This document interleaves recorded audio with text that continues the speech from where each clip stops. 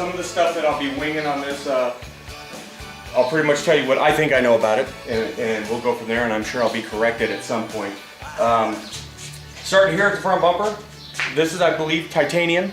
I don't know why he did some of the stuff he did. Maybe this is just for, it's not cracked or nothing like that. There's a bolt here, so this comes off. I don't know if that was just to give, so when he hits somebody or whatever. Here's the steering box. Got all your Earl's coolers.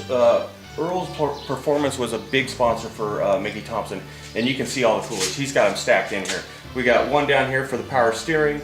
You got your oil coolers, your tranny coolers. There's 4 coolers just in this area alone. Now we're going to the steering. Pretty much it looks like a truck box here, and then he mounted some looks like kind of like a rack and pinion to this area right here, and that would do your tie rods and everything from there. And you notice he put a lot of these little grates right here. I'm calling them grates. You guys call them whatever you want. Screens. And everything was pretty much screened in on this car. If you look at this one, he just had a little spring on it, and he'd undo the spring, and then he could get to it right there and put it back on. You know, that's just a guy that's, you could tell that his mind was always thinking about stuff. The front suspension is going to be one of those challenging things that we're going to have to deal with. Here's one of the upper arms right here. And if you notice, it would go like this. It'll be behind, this bar right here will be behind this piece right here. And a torsion bar goes through this bar and then it ends up on the end there. Coming to this side where this piece will go in, there's a torsion finger. It's kind of like a V shape like this, and it would fit into there, and then you would adjust it. You would set it here, and that would give you your spring rate. Same with the lower. The lower's got the same setup. Another thing, here's the spindle. That's a Hallebrand hub, and then Mickey Thompson pretty much made his own uprights for it. And that upright would look like, pretty much look like that. So actually pretty simple. Here's the shocks that were on the front. You can see, like looking at this one, they're clearance for the A-arms in certain areas. And it took 4 of these, 2 per wheel on the front. Mickey built the motor himself. The block was all aluminum. The heads, all that stuff. It was a pretty trick deal. I don't know what the horsepower was. It was like 383 cubic inches, so do the math. Besides that, that motor probably does not exist, so we're probably not going to get that motor. So it'll probably get a small block 350, mild 350, or excuse me, 500 horsepower, something to that range, and then bolted up to a B&M 2-speed power glide transmission. There's a fan in here. What this was used for was to pull the heat out of the cab, because Mickey pretty much straddled the transmission, and there had to have been a lot of heat coming off of that. This piece right here, this is for your Nerf bar. It comes out from here, and then goes forward, and then your exhaust would come down and sit on top of that. He's got dual Holley fuel pumps with Earl's fittings going into a filter, and then he's got a shut-off right here, I noticed. This would shut off the fuel, and I remember seeing a photo in Marty Fioca's book of this car actually on fire and Mickey putting it out. So I'm wondering if that was one of the reasons he did that. I don't know if it was a tranny fire or a fuel fire, but I think he put that shut off there because he didn't want to have to run into that problem again. I have always loved this wing here. It looks like he kind of damaged it, so they made new side panels for the wing. The big wing is missing. The window nets are kind of cool. As you can see, he's actually got wing windows on this thing. So you could tell he was probably very hot in this car. He could close them or open them as the race went on. So there's a pull pin right here. You pull it, and then the net comes down.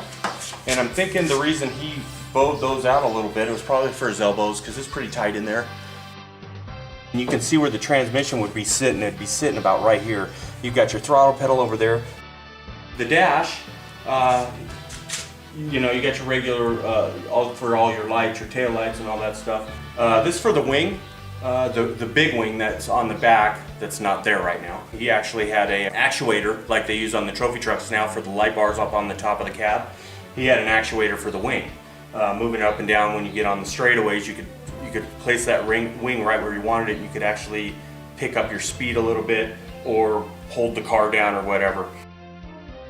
And then the shifter is right here, and this red knob right here must have been so you can, if you wanted to get into reverse, you can't put it into reverse without pulling up on that. The seat is suspended because Mickey Thompson had a really bad back.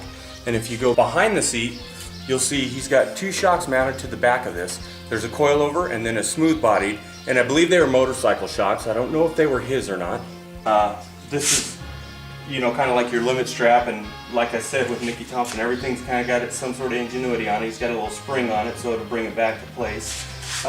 Sway bar. He's got a nice sway bar on this thing. He's got 3 different types of rubber mounted to the frame, so when it goes up and it hits that rubber, I think that's a stop, and then it'll get into the torsion bar again right there. The 3-link right here that's bolted up there, it's a short 3-link. It's probably only that long, and I think the wheel travel was 18 inches, something like that. The rear end, this would be for the sway bar, which is up here. That'll mount to there. This right here I believe would have been for that shock mount. This right here would have been for the center, and they cut the back shock mount off for this one, because like I said, these 2 shocks, I think they stopped running. Still at the back of the car here, I guess we could start from the rear bumper.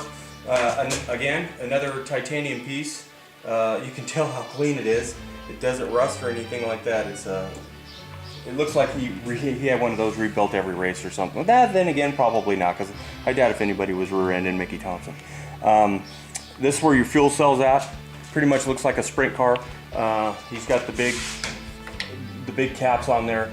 The wing would bolt up into these 2 sections right here, and the wing was probably stuck out about this far. It's probably about at least 4 foot wide, and it was big. It looked like a sprint car wing is what it looked like. So there it is. Probably, in my opinion, I truly thought this was probably one of the coolest cars ever when I was a kid. I mean, obviously I did a poster of the thing, 4 years ago, and I also did a t-shirt design of this car, I think in 1998. So it's always been stuck in my head at one point or another. I need as much help with this car as I can get.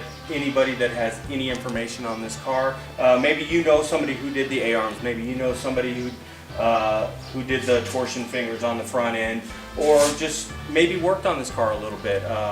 I need as much info as I can get. I do have some information that I'm going off of, but hey, every little bit helps. You know how to get your hands on some Halbrand hubs. Hey, I need to know. So we'll be doing some updates. Aaron from Turn 2 TV has been helping me out. We've been high school buddies forever. I don't know if he'll keep helping me with my Steelers shirt on, but we'll try. But we'll be doing updates, video updates, online updates, stuff like that. So keep checking back with us. It might not be something that gets done for next year's NORA. We'd like to, but we're not going to rush it because this car needs to be done right. So stay tuned and let us know if you got anything for us. Thanks.